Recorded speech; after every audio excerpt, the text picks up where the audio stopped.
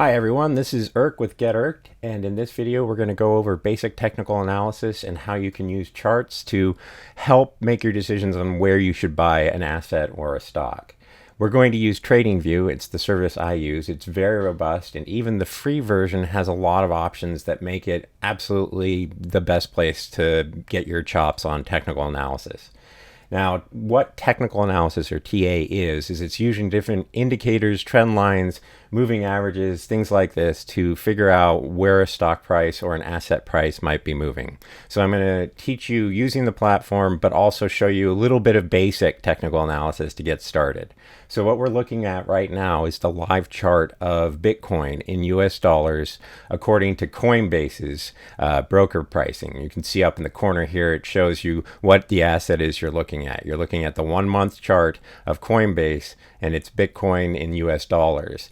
Each one of these candles represents a 1 month movement of Bitcoin's price action, and you can see that it's been pretty extreme. This is on the non-logarithmic scale. What that means is each candle is actually showing you price appreciation or price depreciation if the candle's green or red. Well, we're going to want to zoom in because we're a little bit far out. Most of this chart, as you can see, is blank. The easiest way to do that on TradingView is to hold down your control key and use the mouse wheel. When you scroll up on the mouse wheel, you can see how the chart starts to fill up your entire screen so that you can see better angles and everything else.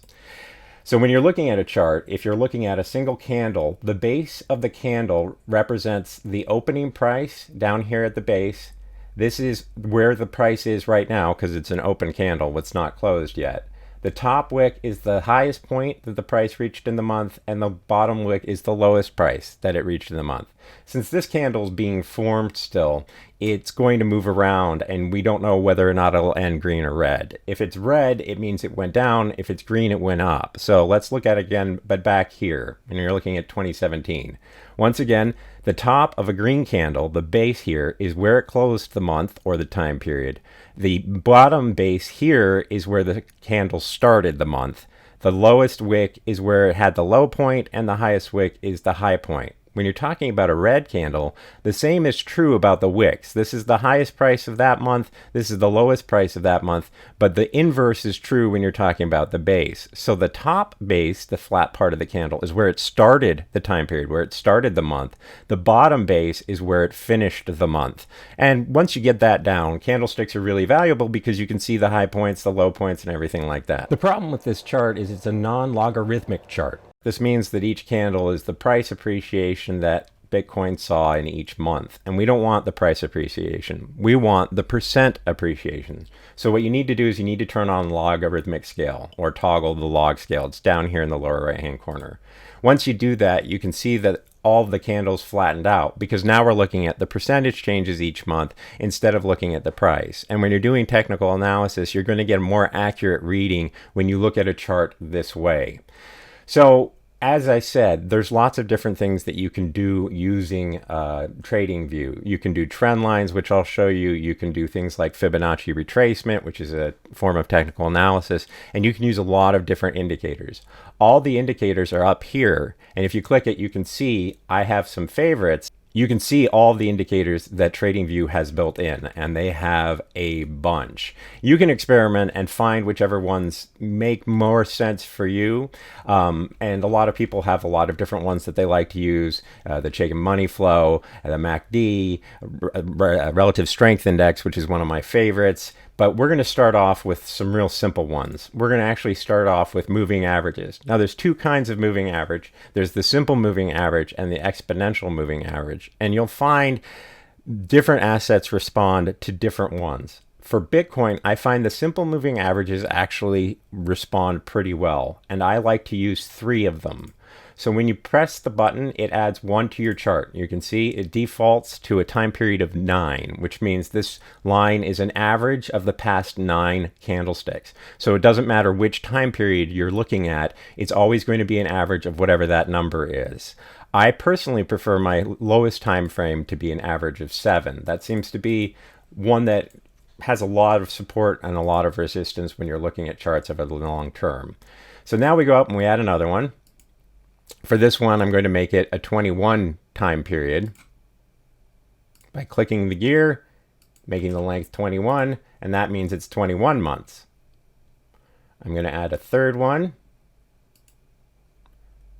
And for this one, I'm going to make it 50. And I'm going to add one more. And for this one, I'm going to make it 200. I accidentally turned it off. So really quick, when you look over here, you can see that each one has a little eye. So you can hide individual indicators if you'd rather not see them. You can see that when I added the 200, it doesn't even show up. And that's because there aren't 200 months worth of data. So it can't give an average. But if we shorten it to the weekly time frame, each candlestick now shows a week. You can see that we have the 200 weekly moving average down here.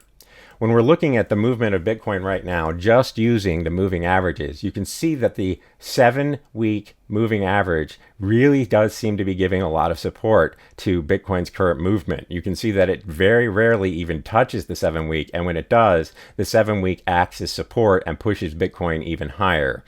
You can also see this is what we call a parabolic move.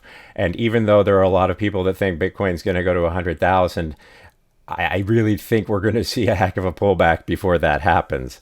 This is just quite a crazy move. The way you can tell how oversold or overbought a different asset is with my other favorite indicator, which is the Relative Strength Index, also known as RSI. And when you click that, you can see that it adds this chart underneath whatever asset you're looking at. The pink bars are generally where an asset is fairly valued. The higher it gets on the chart, the more overbought it becomes or overvalued. The lower it gets on the chart, the more oversold or undervalued it is. You can see that on the weekly chart, Bitcoin is so overbought that it is over the pink line. It's deep into overbought territory. If you look at the daily chart, it looks like it's okay, it's slightly overvalued, slightly overbought, but it's nothing like it's been in the past. The problem with Bitcoin, and the reason you have to remember what time frame you're looking at, is the bigger the time frame, if the asset is oversold in that time frame, the more of a sell-off you'll see when it does happen. So if we look at the monthly time frame, you'll see that Bitcoin's just kind of gone nuts. It's full-on parabolic. It's almost at the highest it's ever been, which was back in 2017, where it crashed from 19,000 all the way down to 3,000 in the course of about a year. Right now, we're all the way up here. And if you want to see exactly where you are, you can make it so that you can put your cursor over a candlestick, hit Alt-H, and it will automatically put in a horizontal line, which shows you the price of where you are. Works in reverse, so we can see what the high and the low of this last move. This was the sell-off last March, and you can see we've gone from $3,858 to $61,788 in less than a year. That's pretty crazy. And although there's a lot of momentum behind Bitcoin and a lot of people love it, it's really hard for me to look at this and not think we're in for something. And I'm in Bitcoin. In full disclosure, I do have a Bitcoin position. But yeah, this is pretty crazy. So if we wanted to just do some cleanup here, we can actually shrink down the size of the RSI window. You don't need it to be half your window or even a third your window. It just needs to kind of give you an indication of what's going on so that you can get a feel for whether or not the asset you're looking at is oversold or overbought. Another indicator that a lot of people like to use, I find it for me and the way that I invest isn't as useful, but a lot of people like having volume. That shows you how much the asset was traded in each candlestick. So you can see that over the months, the green means that it was an upward movement. The red means it was a downward movement. So in theory, green means more people were buying and red means more people were selling. But in general, I only look at volume in terms of how much volume there was. The more volume there is, the more there's going to be a movement in one way or another. But again, when we're looking at this monthly chart, it shows you a lot of data, but because the time frame's so large, you're going to probably want to go down to a shorter time frame just to get more of what the intermediate price action was. So here we are. This is March of last year. This is the week of March 9th of 2020. And this is the current week, which is the week of, it's about to end today. It's the week of March 15th through the 21st of 2021.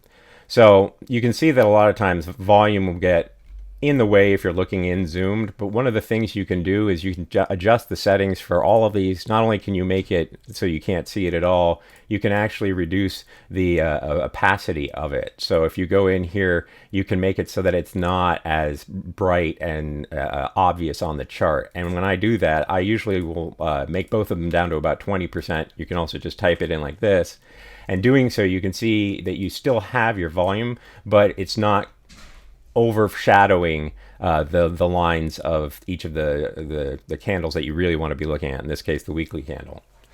So the next form of indication, or the next form of analysis that I'm going to show you that's regularly used, is something called Fibonacci Retracement. And the way you do it is you hit Alt F, and then you find the bottommost movement here. So down here, the very base wick of this week, you start it there by clicking, and then you go all the way up to the topmost movement, and you click again, and there's your Fibonacci lines. Now, it kind of looks like it might just be a random decision, but it's not. There was an ancient mathematician called Fibonacci who discovered that there were patterns in nature that are represented in pine cones and seashells, where there is a consistent pattern of how they are developed. And the same sort of thing applies to stocks and investments and that sort of stuff. It's really odd, but it's very consistent. And you can see here that each of these lines has a lot of activity directly around it. So if you look at when it pulled back here in November of 2020, it pulled back straight to the 78.6% line as it's moving up. So this is showing you where the support lines might be when the asset starts pulling back. So chances are, when we do see a pullback, 23.6% of this move is $48,116. That's probably pretty likely. The further out you get, the less likely the move is to get to that point. But a lot of swing traders will trade based on the 78.6% line. So the possibility that we could see Bitcoin pull back from its high of 61,000 all the way down to 16,000 is actually really likely when you're thinking about Fibonacci retracement. Now, a lot of people will say, no, Bitcoin's move, this time is different. And if you say this time is different on a trading floor, you'll get the back of your head slapped, because those are the four most dangerous words in investing, is this time is different. Because history might not repeat itself, but it certainly does rhyme. And the last time Bitcoin hit an all-time high, it pulled back 85%. So if you're looking for what an 85% pullback might be, you can just take your cursor up to the top of a candle, hold the shift button, click the mouse button, and you can see that it will show you this nice line that will show you about, it can draw, like you can see how the numbers increasing. You can draw an 85% pullback. An 85% pullback is roughly around $9,300 from these levels. And if you click, it'll actually leave this line. The same thing works in reverse. If you wanted to see how much the move from this bottom to this top was, you can click the bottom and the top, and you can see that was a 43.64% move. The way that it's working, and you want to make sure, if it's not locking on for you, you want to make sure your magnet's set. The magnet means that you're going to automatically be drawn to the tops and bottoms of whatever you're looking at. So let's say I wanted to draw a horizontal line with Alt H. You can see my cursor's not actually touching the top, but if I hit Alt H, it automatically magnets to it because it knows that's where I want it to be. This also works for bases. So if you're in between like a wick and the base and hit Alt H, it'll go to the base instead of the wick. So it's really easy to draw some really nice indications of lines where there might be support. I find that bases of weeks are always an interesting spot. Like if we're going to see a pullback next week, the base of last week is probably going to be an interesting stopping point, which is around 50,976. You can see really quickly when you do this that it gets your chart extremely busy. And you can see all of your different lines and everything up here. But if you want to start over again and do some more analysis, but you want to keep your indicators, you can right click anywhere in the chart and go down to remove drawings. If you hit remove indicators, all of the volume, the RSI, all of your moving averages will also go away. But if you remove drawings, it'll remove everything except for those indicators so that you can start over again. So now let's talk about trend lines. There are a lot of different strategies to trend lines, and you can figure out your own. But the base rules are, if you want to find the top of a move, if you want to draw a channel, you'll go to the top wick, and you'll draw a line to another wick. You always have to stay within whatever you're drawing to. So if you're drawing to a base, like either the close or the open of a candle, you'll want to draw the line to an open or close of a candle. Some people will experiment with this and do other kinds of things like draw from the top of a wick to the base of a candle, but what you're supposed to do in traditional lessons is to stay wick to wick or base to base. So if we wanted to find like a channel that seems to be moving, you'll see that the top of this movement, the top of this movement also directly connects to the top of this movement, which was the week after the bottom in March 2020. You want to have as many lines touching your trend line as possible to confirm the trend. If you only had two touching it, it's not really a trend. You want to have more than two impacts from candles to see that you've really drawn a trend. When it comes to these trend lines, you can also make it so that they're of dashed lines or dotted lines. You can increase their thickness or decrease their thickness, and you can adjust their color to be whatever you want it to be. So there's, again, quite a bit of power when it comes to this. So now we're going to draw a base channel. So we're probably going to start, I'm not sure how realistic that sell-off was in March. It was kind of a panic sell-off. So I'd rather start with this week after, because that's a more solid trend line. And what I like to do is I like to create a parallel channel. So you can kind of get a feeling for what it looks like in parallel. The bigger the time frame that you're on, the more accurate this trend channel looks like. So if we go on the monthly, you'll see that it's not really parallel on the monthly line, that it would actually be more parallel if we drew it from the base. And in this case, I think also we can get a better channel if we do it there. So that's a pretty decent channel. It's not 100% accurate because I'm doing this pretty quick on the fly, but you can see now that we've got a trend, a channel that Bitcoin is trading within. So that means theoretically, this might actually be a point of resistance next week. It might trade to the bottom of this channel. So if it holds about, what is that, about 44,000, if it holds about 44,000 and then bounces up, we can pretty much expect to see a move that will likely go to the top of the channel. Whenever it breaks the channel, either going up or down, is usually an indication of a change of the movement of the asset. So if it breaks the down channel and keeps going down, we're probably going to move into a pretty big sell-off if that channel doesn't support. Let me get rid of that little sign up there. If it breaks to the top of the channel, we could see a lot more upward movement. But once again, when you're looking at the relative strength index down here, we're overbought on the weekly. We're really overbought on the monthly, and we're about even on the daily. So the daily could just keep moving around like this. And if it did this for a long period of time, it would eventually work off the oversold nature of the weekly and the monthly. But because we're so overbought, and I meant overbought, not oversold, because we're so overbought, it would take a lot of sideways movement for this to sell off how much potential energy's built up. The likely move next month will be down. It needs to cool off this overbought nature. Now, in the past, as you can see on the chart, sometimes Bitcoin will stay up here for a really long time. But when it gets up to a level like this, you can see we're so close to the top of what happened in 2017 that I would be incredibly nervous getting in right now with any kind of a sizable position, just because it looks like the likely move is down. But anyway, now you know a few different techniques for analysis, and you can mix them, match them. See, we've got our trend lines, and we can put our Fibonacci back in, and we can look at it at the weekly, we can look at it at the daily, we can even move down to, and sometimes if you're at the daily and you want your Fibonacci lines to draw out, you can go into the settings here and increase which candle it ends on. So that way you can always have your Fibonacci. And you can see that the Fibonacci lines, you might see support before we even get to this channel. You can see there's been a lot of support on the daily down here at the 23.6% line. You can move as far down as you want. So here's a 4 hour. This is where each candle represents 4 hours of movement. Here's a 2 hour, a 1 hour, and you can even go down to 1 minute movements. You have to remember, the smaller the time frame you're in, the less you can trust anything to hold. So when you're looking at a time frame like this, and we've got the 200-minute moving average, you can see that it provides a tiny bit of support, but this is such a small time frame that it doesn't take much for the stock, or Bitcoin in this case, to move outside of those kind of moves.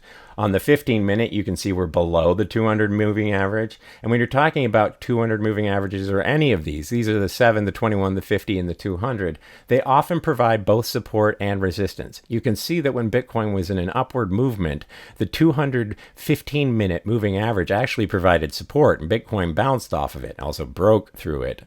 But you can see that it provides a lot of support, but in reverse, when Bitcoin breaks through, if it closes down there, it provides resistance. So in this case, where we are right now, Bitcoin's having a hard time breaking through the 215-minute moving average. Now, again, we're on the really short time frame, so you're not really learning anything. The way that a lot of traders use these is they use the 15-minute for short-term movements, the 4-hour for more long-term trends, and then the daily and the weekly, depending on how they're trading. So someone who's day trading is definitely going to be sticking around at the 1 minute to the 4-hour time frames and maybe looking at the day for reference. Somebody like me who trades for more long-term will be looking at the daily more of the time and looking at the weekly and the monthly for references to where the move might be going. But that should fill you in for at least a bit of background as a beginner's guide to technical analysis using TradingView. The last and most important thing that you must remember is you have to hit the cloud up here to save your work. If you hit the cloud and you're in your account, all of this work will be saved. And what's great is you can change to different assets. Like if you wanted to look at Ethereum or something like that.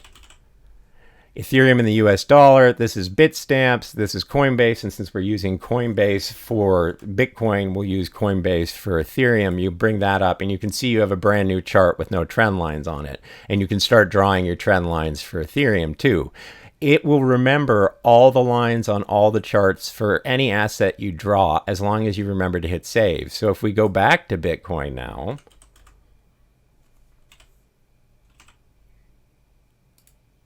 you'll see that everything we drew before is still here. And if you want to make it so that it will remember what the last asset you were on and all of your changes are saved, you just go up here to unnamed.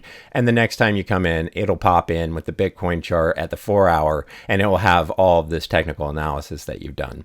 But that at least gives you a start for technical analysis. And we'll come back and we'll work on more advanced techniques later, probably. But for right now, this kind of gives you something to play with. And since TradingView has a free account, it's a great way for anybody who's interested in any kind of asset class, whether it's Bitcoin or stocks, to really get started with technical analysis and see a little bit about how all of these things move. There are people who believe that fundamental analysis is the only way that you need to go, like how much is an asset valued, how much does a company earn. But I find that using a blend of them is best because there are so many traders and investors using technical analysis that you'll find a lot of these techniques work because it's a self-fulfilling prophecy. People are all using it, therefore they're looking for the move, therefore they'll buy when it's getting support, and that sort of thing.